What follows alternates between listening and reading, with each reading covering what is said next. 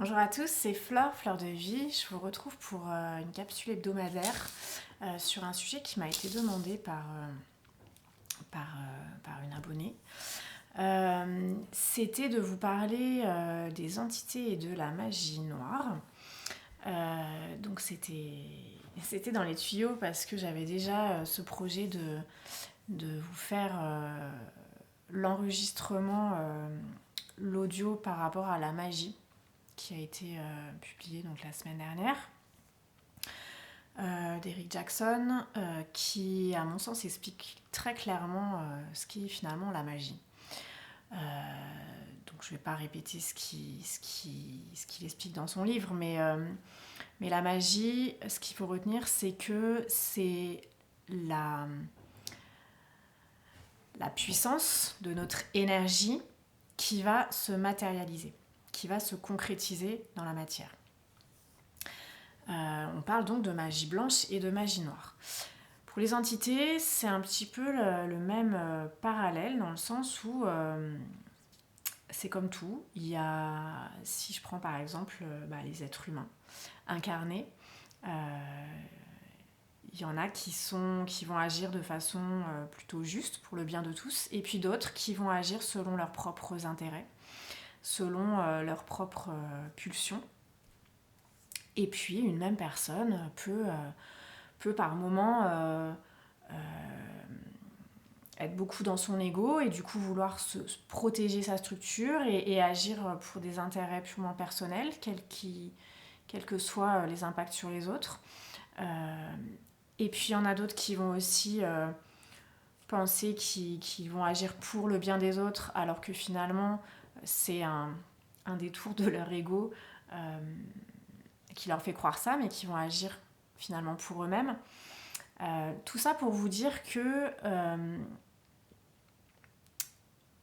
en tant que support de notre âme, de l'esprit divin, et avec le libre arbitre, on a cette possibilité finalement d'utiliser notre énergie, qui est neutre à la base, qui est cette force, cette puissance donnée par le divin. On a la possibilité d'utiliser cette énergie pour le bien de tous, pour l'équilibre global, ou pour simplement le bien de quelques-uns, pour l'intérêt personnel de quelques-uns au détriment du reste. Et du coup, avec les entités, c'est un petit peu la même idée, dans le sens où, et ça, Alan Kardec l'explique très bien, notamment dans le livre des esprits. Alors vous pouvez le trouver en support papier et aussi en livre audio. Il y a des personnes qui ont enregistré la lecture de ce livre. Vous trouvez ça sur YouTube. Alan Kardec, donc c'est lui qui a mis en mots finalement ce que c'est que le spiritisme. Donc ça date un petit peu, ça a plusieurs décennies, voire, je n'ai pas vérifié la date, mais c'était plus d'un siècle. Mais en tout cas, les informations qu'il a reçues nous éclairent sur tout ce monde invisible finalement. Parce que ce qu'on appelle entité, c'est quoi ? L'âme, quand elle est incarnée dans le corps physique, quand on est vivant, comme voilà, vous et moi, quelle est la différence entre un morceau de viande et moi qui vous parle ? C'est que mon corps, mon enveloppe charnelle et ma structure égotique, ma personnalité humaine incarnée, est animée par cette énergie, par cette étincelle divine. Quand c'est le moment de notre mort, quand c'est l'heure, finalement, l'âme se détache du corps, elle met plus ou moins de temps à se détacher de la matière pour aller là où elle doit aller, dans d'autres plans de conscience. Et puis peut-être revenir sur Terre ou ailleurs, continuer son chemin. Parce que finalement, tout par-delà, c'est le voyage de l'âme, c'est le chemin de l'âme vers la conscience de qui elle est. Qui elle est, c'est quoi ? C'est Dieu. C'est une partie de cette énergie divine, c'est une étincelle de cette énergie qui est à la fois une partie et le tout. Et retrouver cette confiance, cette conscience dans la confiance, c'est ça finalement le chemin de l'âme. C'est retrouver qui on est, retrouver nos possibilités en tant qu'âme. Et comment, en tout cas sur Terre, quel est le moyen que l'âme a choisi, c'est de vivre cette expérience dans la dualité. C'est de vivre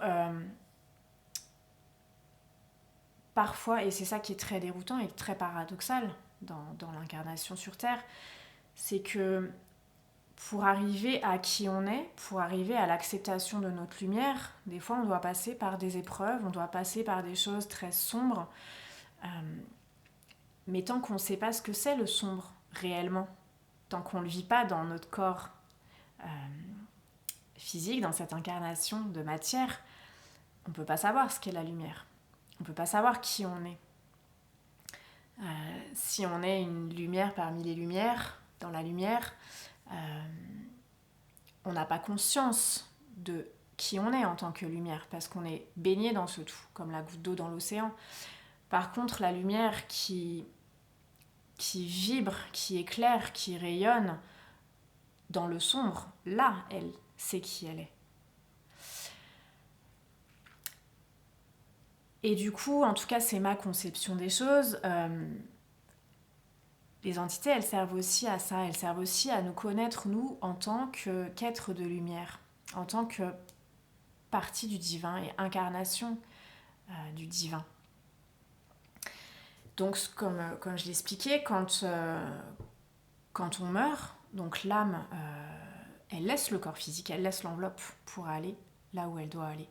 Selon son plan de conscience, son état du moment, son niveau de conscience durant sa vie terrestre, elle va aller, et ça c'est vibratoire, hein, elle va être attirée finalement vers un lieu ou un autre au niveau des plans subtils.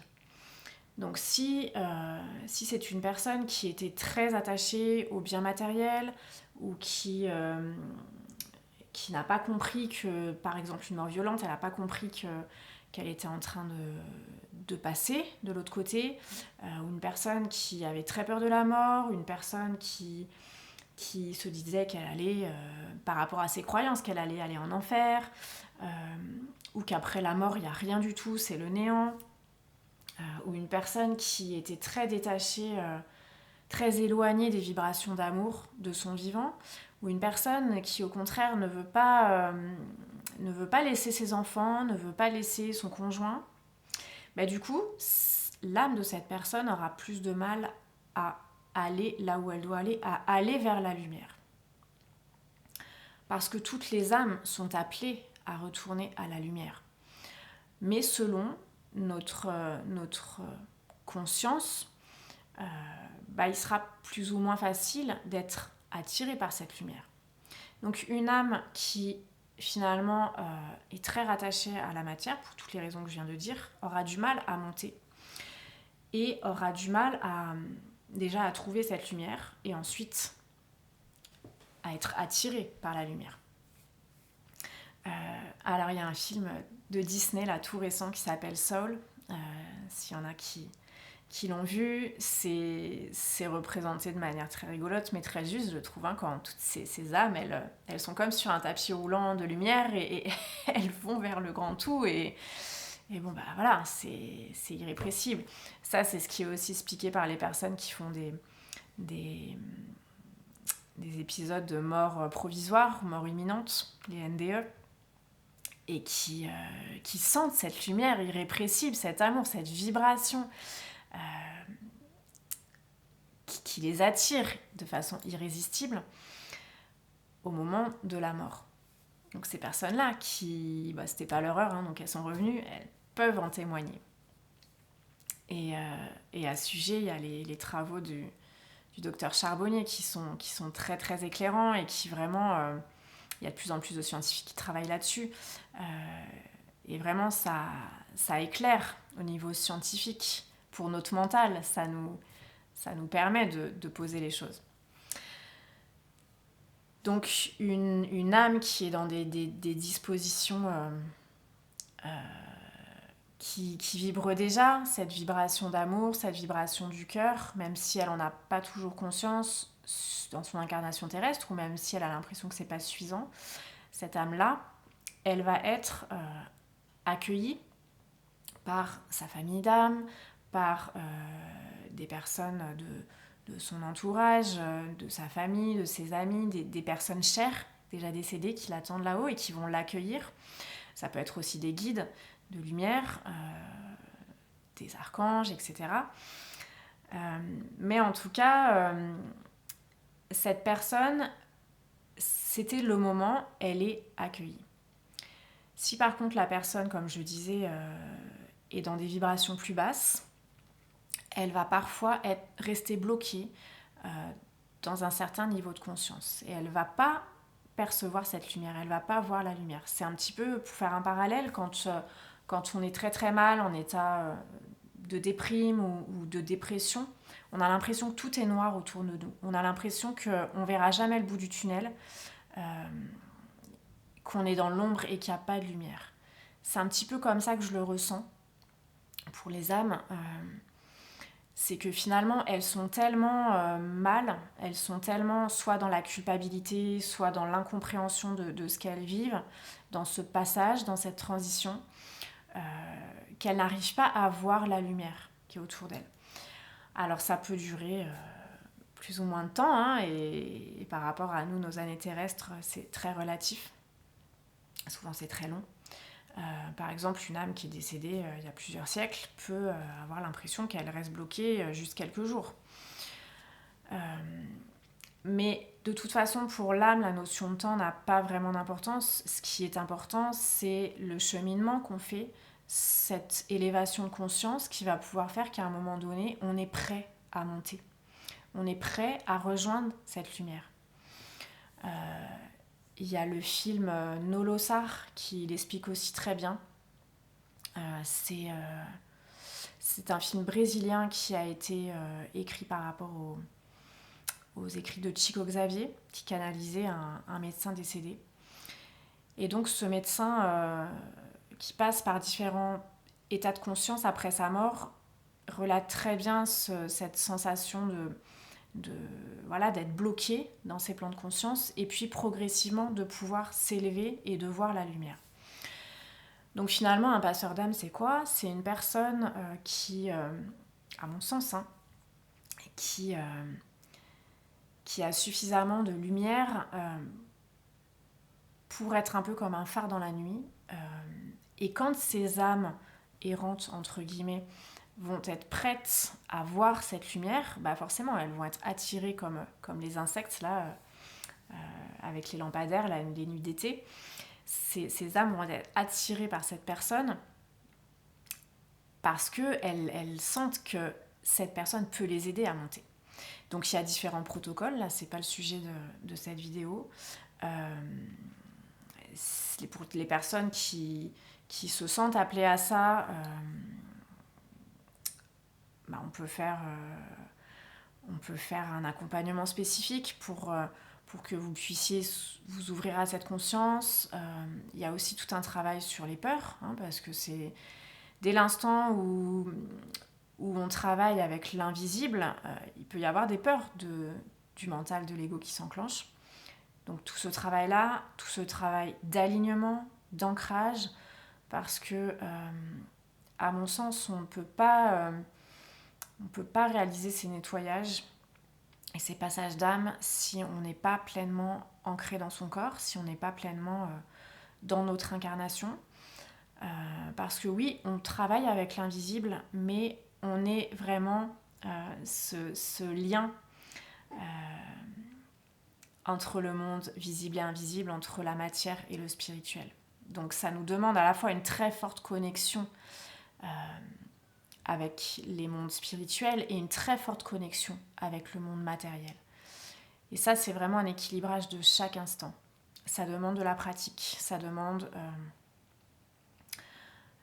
beaucoup d'humilité,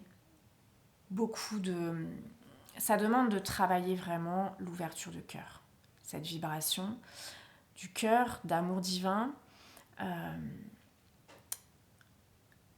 parce que déjà, quand on est dans cette ouverture, tout est plus facile et tout se fait de façon fluide. Et parce que dans cette énergie, les choses, finalement, elles se mettent à leur place de façon naturelle. C'est simplement en ayant conscience, et quand je dis simplement, hein, il y a tout un cheminement et tout un travail derrière, mais c'est cette simplicité de la conscience que on est simplement là au service du divin pour rétablir l'équilibre, pour rétablir, donner un coup de pouce, aider, faire ce qui est à notre mesure pour que cet équilibre, cette harmonie divine, elle s'incarne de plus en plus. C'est ça finalement être un travailleur de lumière. Donc à mon sens, il n'y a pas besoin d'avoir peur des entités. Il n'y a pas besoin d'avoir peur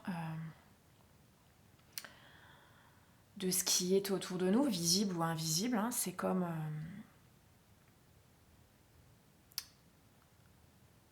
par exemple, comment dire, des personnes qui ont peur des chiens. Bon, bah, elles ont peur des chiens, elles émettent une vibration, bah, ça attire les chiens. Les chiens, ils viennent les renifler, ils viennent les chahuter. Ou un autre exemple, par exemple, une personne qui a très peur d'être agressée dans la rue.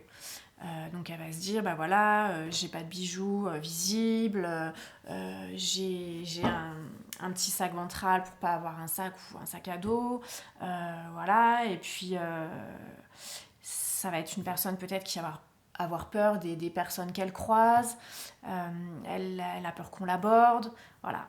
Ça crée une énergie, finalement on vibre une énergie de peur, une énergie qui peut attirer des problèmes, des embêtements. Comme si on avait un nuage noir là au-dessus de nos têtes qui fait que finalement on n'a que des problèmes, mais finalement c'est parce que nos pensées ont attiré ça. Donc on en vient aux formes pensées qui ne sont pas des âmes désincarnées hein, en tant que telles, mais plutôt ce qu'on appelle des égrégores. C'est-à-dire que à chaque fois qu'on a une pensée, c'est finalement de l'énergie. Et puis, une personne qui va avoir la même pensée va nourrir la même énergie. Et puis, si on repense toujours à la même chose, des choses obsessionnelles, on nourrit cette énergie. Donc, si c'est des énergies de peur, ça peut nous déstabiliser parce que finalement, on va nourrir quelque chose qui nous dessert au lieu de mettre notre énergie dans des choses positives, des choses qui vont nous faire évoluer, nous faire grandir et finalement nous rapprocher de la lumière. Donc ça ne veut pas dire qu'on doit se culpabiliser dès qu'on a une pensée négative. Ça veut simplement dire que plus on va être conscient de ce qui se passe, plus on va être dans l'observation et dans l'acceptation de nous-mêmes. Voilà, on en est là. On a ces pensées, ben voilà. Du coup, qu'est-ce qu'on peut faire pour répondre à nos besoins ? Ça va être ça qui progressivement va nous permettre d'inverser la tendance. Et cette acceptation de nous-mêmes, le fait de nous aimer, le fait de nous occuper de nous, va pouvoir nous permettre d'être davantage dans des vibrations lumineuses, dans des pensées positives. Et il n'y a pas de jugement là-dedans, négatif, positif. C'est simplement, à mon sens, une pensée dite négative, ça va être plutôt de la peur, quelque chose qui nous tire vers le bas, et on le sent bien en nous, c'est comme si ça se rétractait, alors que une pensée positive, plus lumineuse, on va sentir cette ouverture du cœur, on va sentir notre respiration plus fluide, nos épaules qui s'abaissent, on va sentir qu'on prend notre place, qu'on est à notre juste place, et que simplement on est bien. Donc c'est tout simplement ça. Donc des fois, et là j'en viens à la magie noire, ce qu'on appelle des formes pensées, c'est toutes ces pensées négatives ou même le fait de penser du mal de quelqu'un ou de souhaiter du mal à quelqu'un, ça va nourrir finalement ce qu'on appelle la magie noire. Comment se protéger de ça? Tout simplement en... Alors pareil, tout simplement, c'est aussi toute une confiance en nous-mêmes, confiance en la vie. Et il y a tout un tas d'outils qui peuvent nous aider à installer ça dans notre vie. Le fait d'être, comme je disais tout à l'heure, centré sur notre cœur, centré dans ces vibrations lumineuses, tout simplement être connecté au divin et être aligné en nous-mêmes, ça nous permet de créer comme une bulle de protection autour de nous. Et c'est une question de vibration, je le disais tout à l'heure pour les entités. Si on vibre la peur, on risque d'attirer la peur. Si on vibre la confiance, si on vibre l'amour, si on vibre la vérité de qui on est, mais on va attirer des situations, des personnes qui vibrent et elles aussi cet amour, cette vérité et cette justesse divine. Donc ensuite, il peut y avoir effectivement des moments où on se sent très fatigué, on se sent très vulnérable, on sent qu'on a des choses qui ne nous appartiennent pas sur nous, en nous. Donc là, il est important si on sent qu'on a besoin d'aide, il est important d'aller demander cette aide, de nous faire confiance, même si dans ces situations-là, dans ces moments-là, on a l'impression que notre discernement est faussé, mais on a toujours, et ça, faut pas l'oublier, on a toujours notre âme, notre soi supérieur. Alors certains vont parler d'ange gardien, nos guides. On a toujours cette lumière en nous qui est toujours là et qui va se matérialiser par des aides extérieures, par le fait d'être orienté vers les bonnes personnes. Et du coup, ce ressenti intérieur qui va nous permettre de sentir si la personne qu'on a en face de nous va réellement pouvoir nous aider ou pas.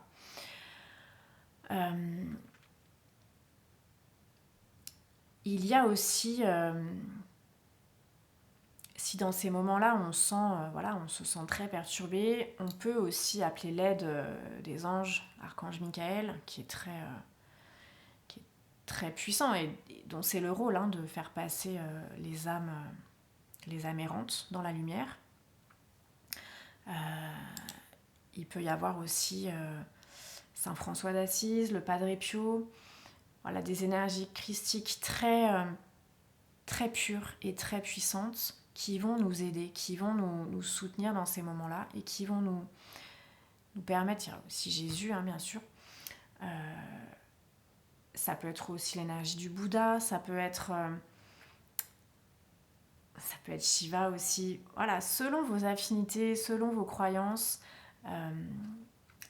vous arriverez à vous connecter à des énergies divines, pures et puissantes. Pour ressentir cette protection qui est en vous, mais qui parfois on a besoin de sentir ce soutien extérieur pour pouvoir revenir à soi. Et puis pour sentir cet amour en nous et autour de nous, ce soutien de la lumière. Pour en revenir aux âmes errantes, et puis excusez-moi si c'est un petit peu décousu, si je passe un peu, si j'ai un autre, mais de toute façon c'est une globalité. Et puis ce qui est peut-être important, le plus important, c'est la vibration qui passe à travers cette vidéo. Si vous sentez qu'il y a des choses qui sont pas normales, qui sont pas ok dans votre lieu de vie, dans votre lieu de travail, si vous sentez qu'il y a des présences, qu'il y a des bruits, qu'il y a des choses qui sont anormales, il se peut effectivement que ce soit une âme errante qui est là, qui n'a pas compris que c'était le moment de monter. Comme je l'ai expliqué tout à l'heure, soit parce qu'elle n'était pas prête, soit parce qu'elle ne trouve pas la lumière. Et sachant que souvent, on ne trouve pas la lumière parce qu'on n'est pas encore prêt, mais qu'on a parfois besoin d'un petit coup de pouce. Donc effectivement, là, une personne peut vous aider, passeur d'âme, que ce soit moi, que ce soit d'autres personnes qui vous attireront pour faire ce travail-là. C'est-à-dire que vous sentirez que leur énergie est compatible avec la vôtre par rapport à ce travail. simplement cette personne, ou vous-même si vous êtes en capacité de le faire, notre rôle, ça sera d'aider cette âme, de lui montrer le chemin, de lui montrer finalement, là tu sais, je comprends comment tu te sens, je sens ton mal-être, j'ai entendu ton appel, c'est pour ça que je suis là. Et c'est pour ça qu'aujourd'hui, si tu es prête, c'est le moment pour toi de monter, de rejoindre la lumière. Et finalement, cette action-là va permettre de rétablir l'équilibre entre le monde matériel et spirituel, le monde visible et invisible, va contribuer à rétablir l'harmonie pour les lieux, pour les personnes. C'est simplement... voilà, c'est quelque chose, je dis avec beaucoup d'émotion, parce que c'est une mission au service du divin. Et c'est pas simplement de dire, il y a des entités qui me perturbent, il faut les faire partir, il faut nettoyer, j'ai des choses sur moi. Non, c'est simplement comprendre, ressentir que finalement, ces âmes-là, ces énergies-là, qui peuvent être très perturbatrices, très noires, très sombres, finalement, ces énergies ont aussi besoin de la lumière, mais elles ne savent pas comment la trouver. Et du coup, ça va être faire ce qu'on peut, faire ce qui est à notre mesure pour les aider à retrouver cette lumière. Alors pourquoi est-ce que... ça c'est une autre question qu'Alan Kardec développe aussi. Pourquoi est-ce que finalement ces esprits perturbateurs sont là ? Pourquoi est-ce qu'ils existent ? Ça fait aussi partie du plan divin, si je puis dire, parce que chacun est sur son chemin vers la conscience. On est tous à des endroits différents du chemin pour nous réveiller à qui on est, au divin en nous-mêmes. Et que finalement, ces âmes-là, elles en sont à un certain niveau du chemin, à un certain endroit. D'autres sont beaucoup plus proches du divin et on va les appeler des guides de lumière, des anges, des archanges. Mais finalement, tous, on fait partie du divin. On est simplement à des endroits différents du chemin. Et on s'entraide les uns des autres à avancer. Même une âme ou une personne, ça peut être une personne incarnée, par exemple, je sais pas, une personne très manipulatrice, très, très égoïste, elle a sa place aussi parce que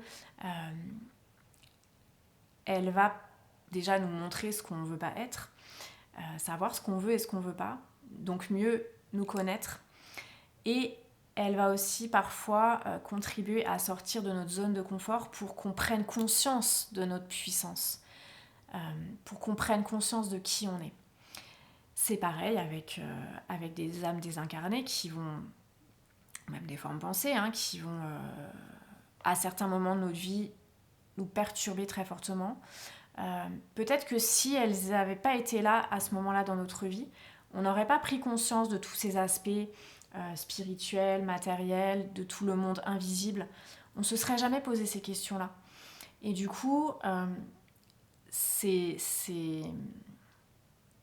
tout ce qui nous arrive, que ce soit ces perturbations-là ou même des choses de magie noire ou autres, c'est aussi là, ça contribue à mieux nous connaître, à mieux connaître nos forces, à nous aguerrir et du coup, par la suite, à mieux pouvoir rayonner notre lumière et aider les autres.